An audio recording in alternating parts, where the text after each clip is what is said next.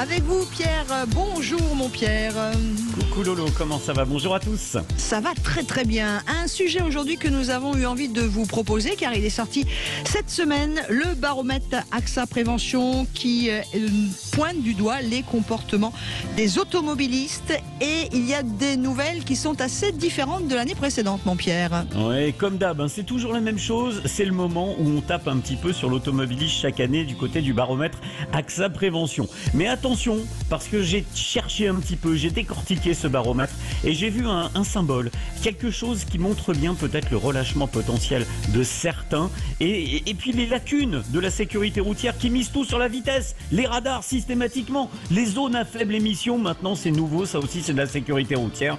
Eh bien on va parler aussi de l'alcool au volant parce que je sais Laurence que tu as été particulièrement attentive à ce point et aussi et pas du comportement qui est pointé du doigt, les trottinettes. Exactement. Et ça, les trottinettes, eh bien, les piétons aiment pas trop, les syndicats de trottinettes, les associations de trottinettes, eux, disent, ouais, mais on a le droit de rouler quand même. Les automobilistes en ont peur. Bref, la cohabitation sur la route, il y a une chose qui est sûre, ça marche pas. On en parle avec vous au 0826 300 300. Vous dites quoi? Vous êtes sûr que votre comportement est nickel au volant sur la route ou en trottinette, puisque vous êtes pointé du doigt effectivement cette année également dans ce baromètre. Vous nous rejoignez 0826 300 300. On commence l'émission, Pierre, tout de suite avec Catherine Chazal, qui est secrétaire générale de l'association AXA Prévention.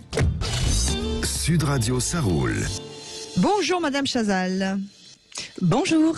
Un point tout de suite, mon Pierre, tu vas t'en rendre compte quand même, c'est qu'il y a quand même, on va commencer comme ça parce qu'on en a envie, besoin et que c'est le week-end. Il y a quand même des bonnes nouvelles, Catherine Chazal, dans votre baromètre AXA Prévention sur le comportement des usagers de la route. Tout à fait. On observe cette année que la crise sanitaire a provoqué un éveil des consciences et en particulier sur l'importance de rester en vie. Et donc on constate une amélioration des comportements sur la route avec 53 de bons conducteurs, c'est plus 6 points par rapport à l'année dernière.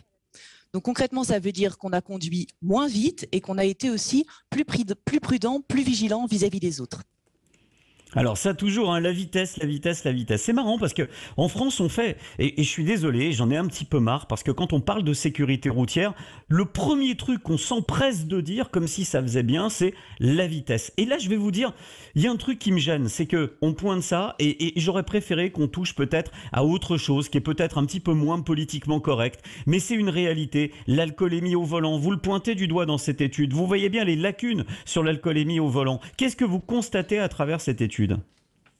Alors sur les automobilistes, on constate que ça ne fait pas partie des bonnes nouvelles de 2020. Le chiffre est resté stable avec 24% des automobilistes qui prennent le volant après avoir bu plus de 2 verres d'alcool. Là où on constate un chiffre qui est plus alarmant, c'est en particulier sur les conducteurs de trottinettes électriques. C'est fou, puisqu'ils sont plus d'un sur 2 à prendre le volant après avoir bu donc ces 2 verres d'alcool. Donc c'est extrêmement dangereux. Alors juste une chose par rapport à ces déclarations, Catherine Chazal, on est d'accord que ce sont, vous avez un quota de personnalités en fonction de leur âge, de leur catégorie socio-professionnelle, etc., etc. C'est du déclaratif. Dans quelle mesure est-ce que l'on peut être à peu près sûr que c'est pas plus en fait? Vous voyez ce que je veux dire? Parce que on est souvent nombreux à dire t'as bu combien? Oh, un verre à peine. Lolo. Mais tu as raison, je pense que c'est plus parce qu'on est uniquement sur du déclaratif. Donc ça marque bien une faille. Je vais aller plus loin. Moi, je vais parler d'inaction totale autour de l'alcoolémie au volant. Je trouve qu'on fait rien. Les stupéfiants, c'est pareil, on fait rien. On a tout misé sur le radar, la vitesse. On a braqué les comportements en disant vous roulez un peu moins vite, vous avez 80 km/h. Donc ça y est, c'est gagné. Il y aura moins d'accidents sur les routes. Aujourd'hui, la sécurité routière se glorifie de ça. Moi, ça me gêne. Qu'est-ce que vous nous dites là avec Laurence? On est raccord sur ce coup-là. On dit que c'est peut-être sous-évalué. Alors nous, ce sont en effet des déclarations. Ça fait 17 ans qu'on réalise ce baromètre chez AXA Prévention. Donc on a maintenant en effet pas mal de recul et ce qu'on constate aussi, ce sont les évolutions sur l'alcoolémie. Il y a une tendance à la baisse. Les campagne de prévention et aussi la répression de la part des forces de l'ordre a permis d'observer une baisse de ce chiffre-là et en particulier aussi de la grande alcoolémie. Aujourd'hui, on s'aperçoit qu'il y a surtout beaucoup de progrès à faire sur la sensibilisation vis-à-vis de ces conducteurs de trottinettes électriques et des EDPM plus largement, parce que leur entrée dans le code de la route est beaucoup plus récente et là, il y a une vraie méconnaissance du code de la route. Ce que je vous propose, évidemment, c'est dans quelques instants, nous aurons un invité, un spécialiste de la trottinette, puisqu'il s'agit s'agit de Grégoire Hénin, qui est vice-président de la Fédération des professionnels de la micromobilité, qui a accepté notre invitation pour venir parler de ce sujet, parce qu'en fait, les trottinettes, lorsqu'elles prennent la route, puisqu'elles sont normalement obligées de rouler sur la route ou alors sur les pistes cyclables quand il y en a, mais comme elles sont usagers de la route, ça veut dire, Pierre, qu'elles sont obligées de respecter les mêmes obligations que les automobilistes, donc le code de la route, l'alcool au volant, etc. Complexe. C'est complexe. Et là, c'est complexe, voilà. Laurence. Pourquoi ? Parce que la trottinette, elle dit, moi, je suis vulnérable. Elle dit, certes, j'ai un petit moteur. Peut-être que pour certaines trottinettes, ça va vite. On se souvient même d'une image où il y avait un frappadingue, pardonnez-moi l'expression, qui était lancé à 90 km/h sur une autoroute avec sa trottinette. Donc là, on était parti dans le cosmos le plus total. Mais quoi qu'il arrive, les trottinettes disent, sur la route, on est en danger. Dans les pistes cyclables, les cyclistes ne veulent pas de nous parce qu'ils disent c'est pour les vélos. Aujourd'hui, la réglementation, si je ne m'abuse, elle dit trottinette électrique, piste cyclable autorisée. C'est bien ça ? Exactement. Et trottoir interdit. Et trottoir interdit. Alors, on va reparler des trottinettes, si vous le voulez bien, dès qu'on aura notre invité qui sera avec nous, comme ça on pourra aussi débattre. Mais juste avant, on va revenir aussi sur d'autres chiffres de cette étude que vous avez menée avec AXA Prévention et ce baromètre. Mais je voudrais qu'on accueille Daniel qui nous appelle au 0826 300 300. Vous êtes nombreux à vouloir réagir à ce baromètre du comportement des usagers de la route dont on parle ce matin sur Sud Radio. N'hésitez pas, continuez de nous rejoindre. Bonjour Daniel. Bonjour à tous. Alors, vous êtes souvent sur la route, hein, c'est ça ? Oui, alors effectivement, j'ai deux raisons d'être sur la route. Tout d'abord, je suis chirurgien et je me déplace beaucoup, mobilité dans toute la France, soit par transport en commun, soit en voiture. Et effectivement, donc, Daniel, oui. Excusez-moi de vous couper la parole. Est-ce que vous pouvez écarter un petit peu votre téléphone de la bouche Oui. parce que ça fait très cotonneux, ou alors vous avez un kit main libre, quelque chose ? Là, vous m'entendez mieux ? Ouais, c'est moyen. Vous avez un kit main libre ou non ? Non, pas du tout. Bon, voilà, c'est un peu mieux. On vous écoute, pardon. Donc vous êtes chirurgien, Oui. vous avez pris beaucoup la route, vous nous disiez, pardon. Voilà, et je voulais, je pense qu'il y a beaucoup de donneurs de leçons, c'est-à-dire qu'on a toujours l'impression que personne ne fait de défaillance, de déviant, et en réalité, moi je voulais dire en toute humilité que je sais malheureusement les risques pris en décrochant un téléphone portable. Alors, le téléphone portable, les sociologues se sont penchés dessus, on pourrait dire beaucoup de choses sur les téléphones portables, hein. Mais en voiture, dans ce genre de sondage AXA, qui peut se permettre de dire, eh bien oui, moi, effectivement, j'utilise mon téléphone portable, ça m'arrive de décrocher. On a créé une telle relation avec cet outil, qui devrait n'être qu'un outil, qu'aujourd'hui, on décroche le téléphone, et je suis tout à fait d'accord avec le commentateur, on parle de la vitesse, mais l'inattention suscitée par le téléphone portable, c'est bien plus grave. Ah, il n'y a pas d'excès de vitesse. Ah, c'est vrai, on est à 80 km/h, il y en a qui envoient leur SMS, ils lisent des mails, mais on est à 80 km/h, on respecte la vitesse. Et vous en êtes ? Et vous en êtes ? Je reconnais, absolument. Vous reconnaissez, bravo. Je reconnais parce que hier, votre collaboratrice me disait on a besoin de gens qui reconnaissent. Mais bien sûr, il faut pas laver plus blanc que blanc. Il n'y en a aucun d'entre nous qui, chez lui, alors soit il y a des règles absolues. À dîner, en repas familial, on pose le téléphone. Enfin, les sociologues sont intéressés au téléphone, on pourra en parler un long moment. Oui, alors, en voiture, le téléphone en voiture, on continue à être dans la voiture comme on est dans le salon, comme on est au bureau, on continue à vivre normalement, alors on connaît les distances de freinage, enfin on connaît Daniel, j'ai bien suivi et je suis complètement d'accord avec vous. Je voudrais laisser aussi réagir notre invité, puis surtout Pierre, parce que là, Pierre, on est sur une vraie réalité. De toute façon, il a totalement raison, Daniel. Ouais, moi, je suis un super commentateur. Ouais. Et Daniel a tout à fait raison. Évidemment, Daniel, je suis d'accord sur ce côté téléphone portable. Et on l'oublie. Après, je veux pas faire le donneur de leçons. Vous le savez, Daniel, moi je m'occupe de l'association 40 millions d'automobilistes. Je suis pas là pour faire l'ingénu et celui qui fait jamais de bêtises et qui est absolument parfait, parce que c'est loin d'être le cas et je pense que personne ne l'est absolument parfait au volant. Alors, maintenant, je vais retourner vers AXA Prévention, parce que c'est une vraie question, le téléphone au volant. Et je trouve que on a fait des bêtises en France. Par exemple, on a interdit les vitres teintées avec 3 points sur le permis de conduire, 135 € d'amende, sous prétexte que si on avait des vitres teintées, c'est qu'on téléphonait derrière, c'est complètement stupide parce qu'il n'y a pas de garantie. D'ailleurs, ça n'a pas fait baisser l'usage. On a interdit les oreillettes, mais on a autorisé les kits main libres. Finalement, je vois plus de monde avec le téléphone portable à la main. Moi, c'est le sentiment que j'ai. Alors, c'est un sentiment qui a... sentiment il y a 23% de plus. Ouais. Claire, pardon, Catherine Chazal? Oui, sur le téléphone portable, vous avez complètement raison. C'est vraiment le nouveau fléau des routes parce que on est hyper connecté toute la journée. Vous savez, c'est le fameux syndrome FOMO, la peur de manquer quelque chose. Donc, on a notre téléphone portable, on se consulte en moyenne toutes les 10 minutes. Ça commence au lever et ça dure toute la journée. Et quand on est en voiture, on continue à être hyper connecté. Et on est aujourd'hui 7 automobilistes sur 10 à utiliser notre téléphone portable au volant. Donc, vous avez raison, monsieur, tout à l'heure, de dire qu'on est tous concernés. Il n'y a pas de leçon à donner. Par contre, ce qu'il faut avoir en tête, c'est que utiliser son téléphone portable au volant, ça multiplie par 3 le risque d'accident. Et quand on lit un SMS au volant, c'est une multiplication par 23. Ça paraît quand même, c'est évident. Hein. Si on quitte des yeux la route quelques instants pour regarder son téléphone, c'est vraiment prendre un énorme risque pour sa vie et celle des autres. Et celle des autres, on en reparle. Oui, conduire avec un bandeau sur les yeux, moi je vous mets au défi, franchement. Joli. Faut être bon, hein. Faut être très bon. Donc regardez son faut portable. Faut pas le faire, faut pas essayer. N'essayez pas. On se retrouve dans quelques instants, si vous le voulez bien. Restez en notre compagnie. Nous continuons à parler avec vous, Catherine Chazal, secrétaire générale de l'association AXA Prévention, de cette étude qui est parue sur le comportement des usagers de la route en particulier et des automobilistes. Alors attention, vous l'avez entendu depuis le début de cette émission, il y a vraiment pas mal de choses qui se passent pour les trottinettes. Moi je les appelle les trottinettistes. Nous allons recevoir Grégoire Hénin, qui est vice-président de la Fédération des professionnels de la micromobilité. Pascal qui veut réagir sur les trottinettes. Et ce chiffre, 78%, nous sommes 78%, j'ai bien dit nous, à utiliser le téléphone en roulant, soit 23 points de plus par rapport à janvier 2020. A tout de suite sur Ça roule sur Sud Radio.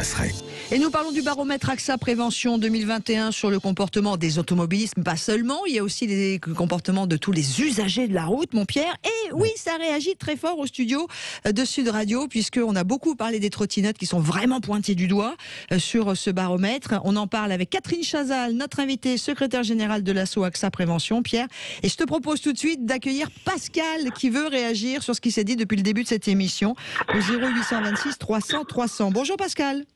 Bonjour à vous toutes et à toute l'équipe Sud Radio et merci aussi d'avoir reçu le mug suite à un jeu de chez vous. Voilà. Donc, voilà. Je veux réagir parce qu'hier nous étions à Miramont-Guyenne dans le Lot-et-Garonne et nous avons dans le centre-ville croisé devant nous une trottinette qui était sur la route sans casque. Alors moi je pense que ça n'a pas lieu d'être étant donné qu'ils ne voient pas ce qui arrive derrière. Donc s'ils veulent tourner à un moment donné, ils sont obligés de lâcher la main gauche pour pouvoir tourner à gauche. Enfin bon, ça devient n'importe quoi. Ça devient n'importe quoi. Et puis en plus de ça, il y a déjà suffisamment de problèmes avec les automobilistes qui ne respectent plus rien. Et ce que je dis plus rien, j'ai fait 40 ans de route. J'ai été obligé d'arrêter mon métier de chauffeur de car en 2019 suite à un accident à face à face par un refus de priorité. Le gars nous est rentré en face à face à 90 km/h à 9h40 du matin avec de la drogue et de l'alcool dans le sang. Oh, voilà. Avec sa femme et le môme derrière. Donc je veux dire par là qu'il serait peut-être bon, oui, parce que maintenant on en a les conséquences au niveau. Alors nous on a été touchés. Mais bon, voilà, il a fallu qu'on prenne un avocat parce que pour se défendre contre notre assureur, je ne donnerai pas le nom parce que c'est pas le lieu, mais c'est malheureux qu'on doive devoir se défendre ainsi contre des automobilistes complètement incompétents, irresponsables. J'ai été routier, j'ai fait des erreurs. J'étais chauffeur de car, j'ai fait aussi quelques erreurs. Parfois, il faut qu'on se déporte pour pouvoir tourner. Donc parfois, malheureusement, si on force un petit peu, si on force pas, on nous laisse pas passer. Donc malheureusement, ça c'est pas normal, bien sûr. Mais c'est des erreurs, je le reconnais. Mais par contre, le portable, comme j'entendais le monsieur tout à l'heure, le portable, non, désolé quoi. Le portable, on peut s'en passer quand on roule. Moi, j'étais chauffeur routier, je me servais pas de mon portable. Ma patronne, je lui disais, vous m'appelez, vous laissez une messagerie, sur la messagerie au prochain arrêt, je vous rappelle. Mais le portable, attendez, je vous coupe juste une seconde, Pascal, parce que je pense que vous parlez de moi. À aucun moment j'ai dit que le portable c'était bien au volant. Non, j'ai pas parlé de vous. Non, il y a un auditeur, un auditeur qui parlait. Ah non, Pascal, il expliquait qu'il reconnaissait ses erreurs et que lui aussi, en tant que chirurgien, comme il était beaucoup sur la route, ça lui est arrivé effectivement. Mais ce que j'entends évidemment, Pascal, c'est une vraie colère sur cette réalité mise sur le zoom, le focus avec baromètre AXA. On va demander d'ailleurs à ce qu'en pense notre amie de chez AXA, Catherine Chazal, parce que c'est vrai que on a commencé sur les trottinettes, puis on va en parler parce qu'on a notre deuxième invité, Pierre, mais les trottinettes, les chiffres sont aberrants sur votre baromètre. Oui, ce qu'on constate, c'est que on est de plus en plus nombreux à utiliser les trottinettes électriques. Ça fait déjà quelques années, puis ça s'est beaucoup développé aussi depuis la crise sanitaire. Parce que c'est un mode de déplacement qui est plus respectueux de l'environnement, qui est très pratique, qui a une forme aussi qui est assez ludique, donc qui est vraiment très sympa.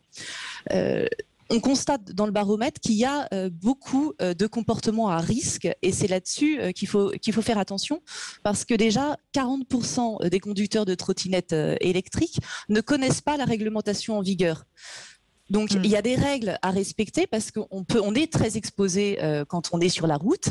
Et puis surtout, on n'est pas tout seul. Il y a des scooters, il y a des voitures, comme vous le disiez, monsieur, des camionnettes de livraison, des vélos et puis plein d'autres trottinettes. Donc, si on ne respecte pas les règles, ça peut être extrêmement dangereux. Il faut faire attention à soi et aux autres.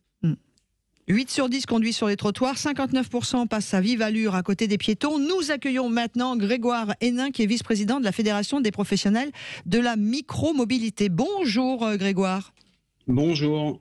Merci de me recevoir. Grégoire. Alors, vous devez être passablement irrité parce qu'on a dit plein de mal des trottinettes, forcément. Moi, je vais vous dire, j'ai essayé, je suis tombé, j'ai aucun équilibre, mais je me dis quand même qu'on est quand même, c'est quand même un outil sur lequel on peut pas nier. On est extrêmement vulnérable. 2, on manque de stabilité quoi qu'il arrive. C'est la vitesse qui crée la stabilité, mais la vitesse aussi crée le danger sur ce type d'outils. Donc, qu'est-ce que vous répondez quand vous voyez les incivilités de ceux que vous défendez? C'est parce que c'est une réalité, c'est comme ça. Oui et non. C'est-à-dire que oui, on est là aussi pour exprimer un peu un ras-le-bol. La trottinette, depuis qu'elle a vu le jour, depuis qu'elle est arrivée dans nos villes, elle a été stigmatisée depuis son arrivée avant la réglementation en 2019. Et là, finalement, on atteint un peu le paroxysme avec cette étude. Parce que nous, on fait des études également, je vous en parlerai un peu plus tard, avec la Fédération française des assurances sur l'usage, le risque et l'accidentalité. Mais c'est vrai que il y a une stigmatisation de l'usager de la trottinette. Aujourd'hui, il y a un peu plus de 2 millions d'usagers de trottinettes électriques et d'engins de déplacement de personnel motorisé en France.